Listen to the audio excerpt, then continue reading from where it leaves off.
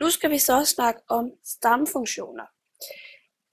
Det, der definerer en stamfunktion, det er, at f kaldes en stamfunktion til, eller store f kaldes en stamfunktion til lille f, hvis store f differentieret giver lille f.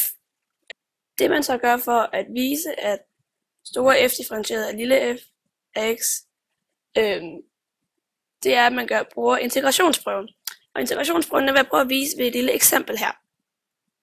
Integrationsprøven er, når man har fundet en stamfunktion til f af x, som jeg også har fundet her, men det skal jeg jo prøve at vise, at det er. Og så ønsker jeg så at tjekke, om den er stamfunktion til lille f af x ved at differentiere store f af x. Og det kan vi så se, at det har jeg gjort her. Og svaret blev ganske rigtigt nok 3x i anden plus 2x er lige f af x, så man kunne se, at den også var heroppe. Det vil sige, at det er altså en stamfunktion til lille f af x.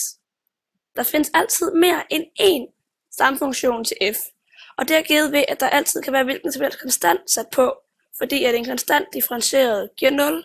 Så det vil sige, uanset hvilken konstant jeg har sat på her, så vil det jo ikke ændre, at stamfunktionen stadigvæk passer til lille f af x, da den differentierede bare ryger væk alligevel. Det vil sige, at alle de forskellige stamfunktioner ligner hinanden rigtig meget.